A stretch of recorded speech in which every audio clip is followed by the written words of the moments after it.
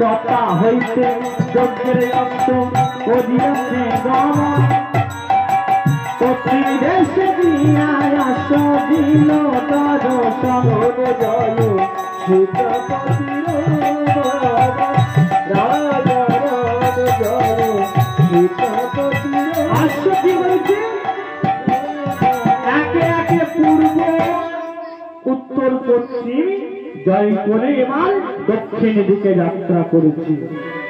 ধীরে ধীরে অশ্বয় আমার করিয়াছে ভবন বাল্মীকি তপবনে গিয়া দিল দর্শন জয় সীতাপতি রাজা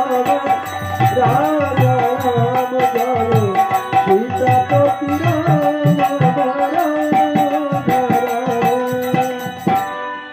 যেই বাল্মীকি তপবনে অশ্ব প্রবেশ করেছি বাল্মীকি ছিল ধ্যানে অঙ্গে সঙ্গে সঙ্গে ধ্যান ভঙ্গ হয়ে দেখি হঠাৎ আমার ধ্যান ভঙ্গ হয়ে গেল তবে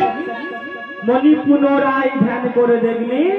অযোধ্যায় প্রভু আমার যজ্ঞ করছি আর এই যজ্ঞের অশ্ব আমার তপবনে প্রবেশ করছে আর আমি যে রামচন্দ্রের জন্মের 60,000 পূর্বে যে রামায়ণ রচনা করেছিলাম তার শেষে লেখা ছিল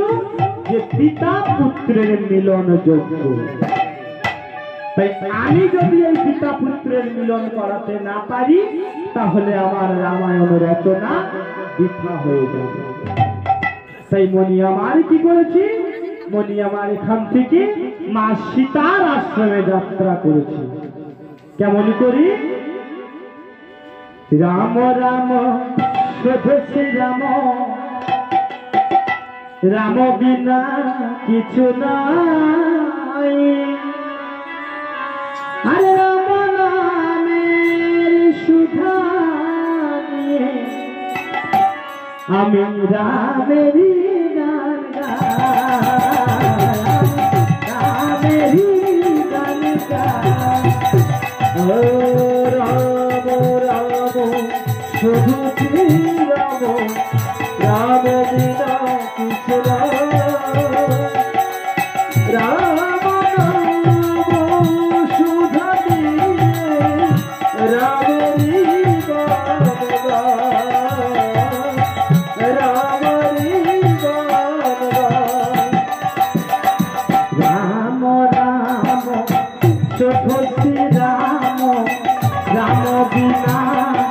রাম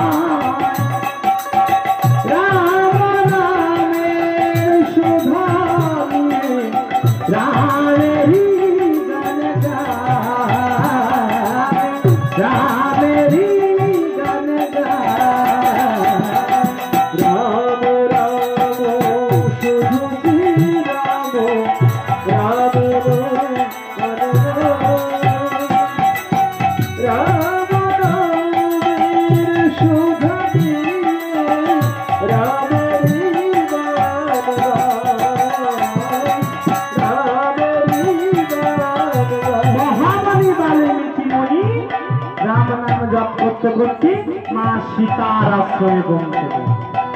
বলছে মা বলি ও মা সীতা সেই সীতা সীতা বলে দিতেছি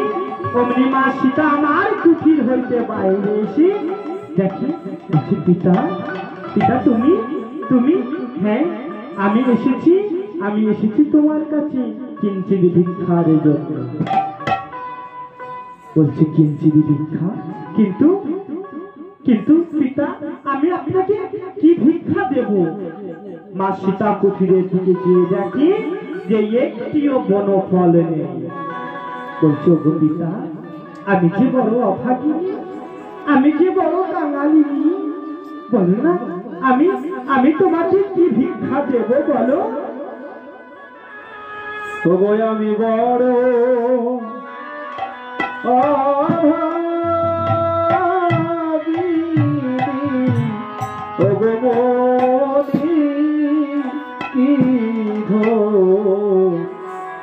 ভিক্ষা দেব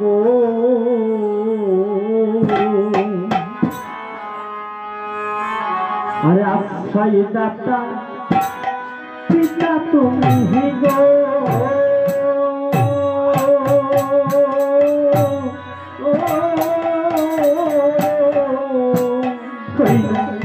পাই তো কন্যা আমি ও গো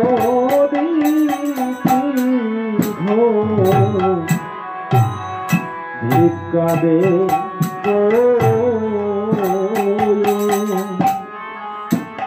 আর যেদিন আমি